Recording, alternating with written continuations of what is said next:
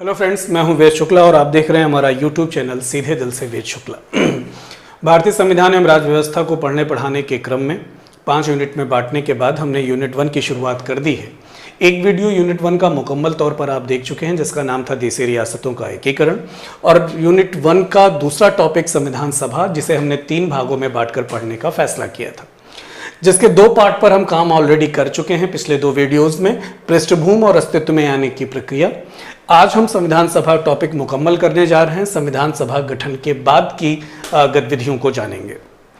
संविधान सभा का गठन हो चुका था और संविधान सभा के गठन के दौरान ही ये महसूस किया गया कि कुछ प्रमुख समितियों का निर्माण किया जाए, जिनका नेतृत्व कुछ लोगों को दिया जाए, जिनकी निगरानी और जिनके अधीक्षण में सारे काम संपादित हो। आखिर संविधान बन रहा है, घर का में एक छोटा सा फंक्शन भी होता है, तो हम उसकी जिम्मेदारी अलग अलग तरह के लोगों को देते हैं ताकि हम सीधे उनसे जवाब तलब कर पाएं कि भाई आपके हिस्से का काम आपने निपटाया कि नहीं।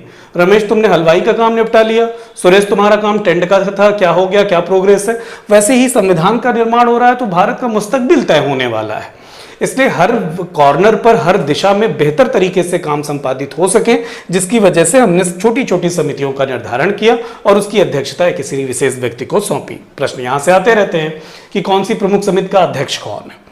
तो कुछ प्रमुख समितियां और उनके अध्यक्ष यहां आपके सामने हैं, जैसे संघ संविधान समिति, संघ शक्ति समिति, राज्य समिति। ये तीनों समितियां, आई रिपीट इट, संघ संविधान समिति, संघ शक्ति समिति और राज्य समिति, इन तीनों समितियों के अध्यक्ष हैं पंडित जवाहरलाल नेहरू। वैसे ही नियम समिति, संचालन समिति, झंडा समिति और रियासत समिति के अध्यक्ष हैं डॉक्टर राजेंद्र प्रसाद। याद रहे, मैंने कहा झंडा समिति के अध्यक्ष भी डॉक्टर राजेंद्र प्रसाद हैं, रियासत समिति के भी, संचालन और नियम समिति के भी अध्यक्ष डॉक्टर राजेंद्र प्रसाद हैं। अक्सर एक विवाद खड़ा होता है यहां से। झंडा समिति का अध्यक्ष आचार्य जेबी कृपलानी को माना जाता है कुछ टुटपुंजिया स्तर की किताबों के द्वारा। और यह क्यों हुआ? एक बार कमीशन ने प्रश्न किया, झंडा समिति का अध्यक्ष कौन, और 4 ऑप्शन दिए हुए थे, जिसमें जेबी कृपलानी थे और राजेंद्र प्रसाद साहब नदारद थे। कमीशन ने जब अपना आंसर की जारी की तो राजेंद्र प्रसाद न होने की स्थिति में जेबी कृपलानी को अध्यक्ष मान लिया, और यह गलती कमीशन के जरिए 2 बार दोहराई गई। इसी को फॉलो करते हुए कुछ पब्लिकेशन ने झंडा समिति का अध्यक्ष जेबी कृपलानी छापना भी शुरू कर दिया। लेकिन सच यह है कि दूर दूर तक झंडा समिति में सदस्य भी नहीं है जेबी कृपलानी, अध्यक्ष की तो बात ही छोड़ दीजिए। यानी झंडा समिति का अध्यक्ष कौन? डॉक्टर राजेंद्र प्रसाद। आगे चलेंगे। प्रांतीय संविधान समिति, सरदार वल्लभ भाई पटेल।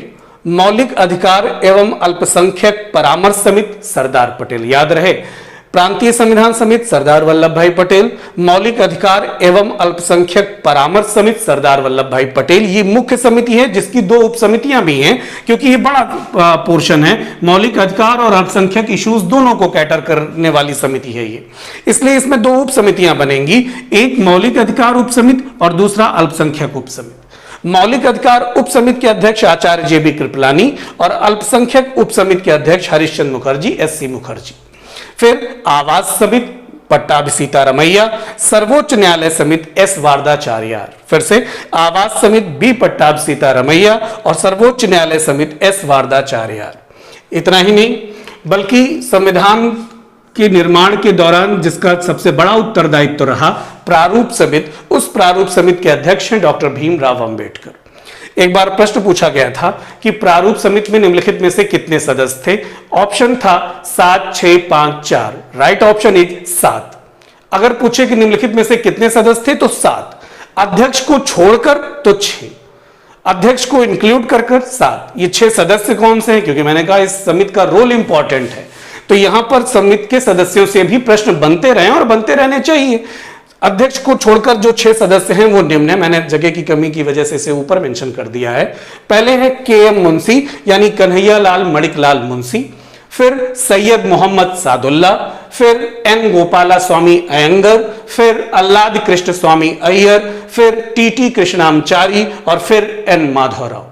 याद रहे, KM मुंशी यानी कन्हैया लाल मणिकलाल मुंशी, सैयद मोहम्मद सादुल्ला, N गोपाला स्वामी अयंगर, अल्लाद कृष्ण स्वामी अय्यर, TT कृष्णामचारी और N माधवराव। इसमें ये जो 2 सदस्य हैं, TT कृष्णामचारी और N माधवराव, ये बाद में आए किसी न किसी को रिप्लेस करके, तो प्रश्न यहां से भी बनते हैं कि किसकी जगह पर कौन आया।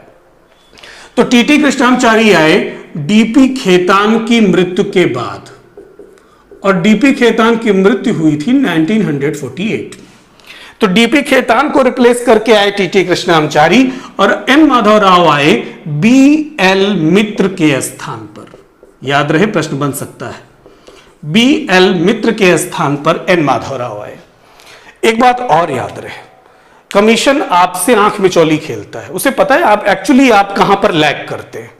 जैसे जब आप कभी भारी भरकम नाम नहीं याद कर पाते तो अपने मन को समझाते हैं क्या फर्क पड़ता है, क्या जरूरत है इतना माथापच्ची करने की, कुछ अय्यर अय्यर करके आएगा और हम मार देंगे टीटी एन गोपाला स्वामी अयंगर, कुछ आएगा आरी आरी करके और हम टिक कर देंगे टीटी कृष्णाचारी। ये जब आएगा तब देखा जाएगा, क्योंकि आज आपको याद नहीं हो रहा होता, इसलिए आप इसको टालते हैं और खुद को एक बहाना देते हैं, एक तरीका ईजाद करते हैं, पर ऐसा नहीं है। कमीशन थोड़ा सा स्मार्टली खेलने लगा है। वो देगा आपको निम्नलिखित में से कौन प्रारूप समिति के सदस्य नहीं।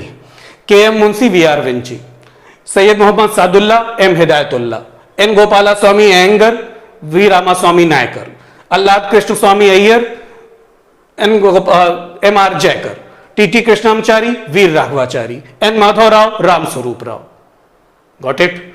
यानी सिमिलर साउंड करते हुए ऑप्शन आने लगे हैं, और वो सिर्फ इसलिए क्योंकि वो जानता है कि जो शब्द आपको जहन में फिट नहीं होते उसे आप एग्जाम पर छोड़ते हैं कि कुछ आएगा साउंड और साउंड से पकड़कर कर देंगे, यहीं पर आप चूक जाएंगे। ऐसा बिल्कुल नहीं करना है हमें। कुछ जरूरी नाम है, ये हमें याद रखने हैं, हमारे जहन में होने चाहिए। फिर लास्ट में अंत में प्रश्न आते हैं, कुछ चुटकुल्ले पूछे जाते हैं। संविधान कितने वर्ष, कितने माह, कितने दिन? 2 वर्ष 11 माह 18 दिन में बनकर तैयार हुआ। संविधान के दौरान, सभा के गठन के दौरान कितनी अवधि लगी? 165 दिन की अवधि लगी। कितने अधिवेशन हुए? 11 अधिवेशन हुए। संविधान पहली बार अंगीकार कब हुआ? 26 नवंबर 1949 को संविधान को अंगीकार किया गया। संविधान सभा पुनः संवेद कब हुई? तो 24 जनवरी 1950 को संविधान बनने के बाद संविधान सभा पुनः संवेद हुई। उद्देश्य था संविधान पर हस्ताक्षर करके इसे लागू करना, और फाइनली 26 जनवरी 1950 को संविधान पूरी तरह से लागू हुआ। बन तो पहले गया था, फिर 26 जनवरी 1950 तक का वेट क्यों करना?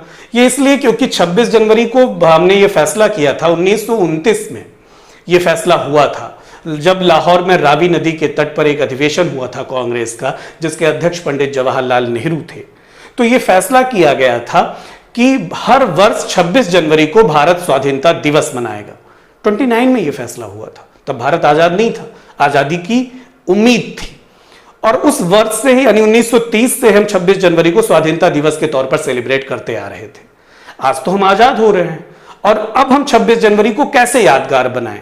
क्योंकि 15 अगस्त को हम आजाद हो गए, तो 15 अगस्त तो हमारे लिए इंडिपेंडेंस डे हो गया, लेकिन 26 जनवरी की वैल्यू कायम रहे, इसके लिए जरूरी था कि हम इसे यादगार बनाएं, और इसलिए हमने 26 जनवरी 1950 को संविधान लागू करके 26 जनवरी को यादगार बनाया। फाइनली जब संविधान बनकर तैयार हुआ, उस वक्त मूल संविधान में 22 भाग, 395 आर्टिकल्स और 8 शेड्यूल यानी 8 अनुसूचियां थीं।